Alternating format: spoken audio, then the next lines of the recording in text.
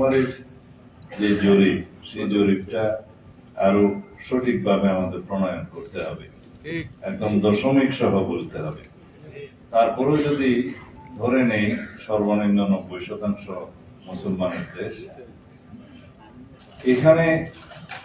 এখানে ধর্মীয় প্রভাব যারা সংখ্যাধিক্য থাকে তাদের রাষ্ট্রের সমস্ত ক্ষেত্রে থাকে, এটাই স্বাভাবিক, এটাই নিয়ম। তবে অবশ্যই সংখ্যায় যারা কম, সংখ্যালঘু, বিভিন্ন ধর্মাবলম্বী, ধর্মগোষ্ঠী, জাতি গোষ্ঠী, ভাষাভাষী, বিভিন্ন সংস্কৃতি, তাদের স্বাধীনতা এবং নিরাপত্তা রক্ষা করা, নিশ্চিত করার দায়িত্ব সাংবিধানিকভাবে সকলের উপর, আমাদের সবার উপর। এটা বাংলাদেশের সংবিধান তাই বলে এবং তাই বলা উচিত। এখন প্রশ্ন আসলো আজকের এই সেমিনারে প্রাথমিক শিক্ষাক্রম ধর্ম ও নৈতিক শিক্ষা বিষয়ে শিক্ষক নিয়োগের দাবিতে অনেকটা।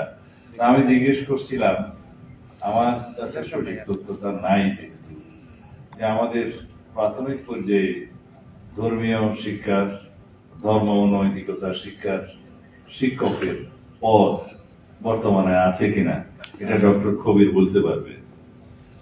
বর্তমানে নাই, বুড়া হয়ে গেল আমার ছোট ভাই, সেই জন্য মহসিনালের ছোট ভাই বিসিএস এ আমাদের কয়েক ব্যাচ পরে জয়েন হয়েছে। তো আমি অনেকবার কথাবার্তা বলেছি ডক্টর কবিরের সাথে। তো যেহেতু এখন জানলাম যে আমাদের পদ সৃজন করতে হবে, তো সুতরাং নিয়োগের বিষয়টা এখানে যে দাবি উঠছে, তার আগে ওই শব্দটা লাগানো উচিত ছিল যে প্রাথমিক পর্যায়ে ধর্মীয় বা ধর্ম ও নৈতিক শিক্ষা বিষয়ক শিক্ষকের জন্য পদ সৃজন করতে হবে। পদ সৃজন করে অর্থ মন্ত্রণালয়ের অনুমোদন সহ বাজেট প্রভিশন করে তারপরে নিয়োগের ব্যবস্থা করতে হবে। এখন যে দাবিটা উঠছে যে নিয়োগের ব্যবস্থা, তাতে মনে হয় যেন সরাসরি নিয়োগ দিবে, এখন পদ সৃজন পরে হবে, অর্থায়ন পরে হবে, তা নয়।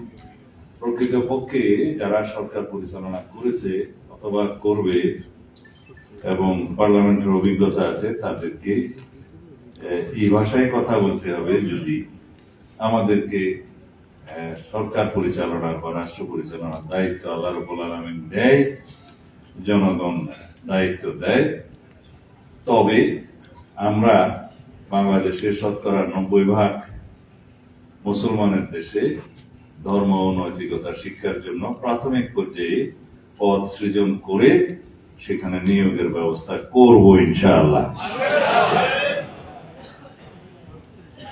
সেক্ষেত্রে সকলেরই সহযোগিতা প্রয়োজন, জাতির ঐক্য প্রয়োজন।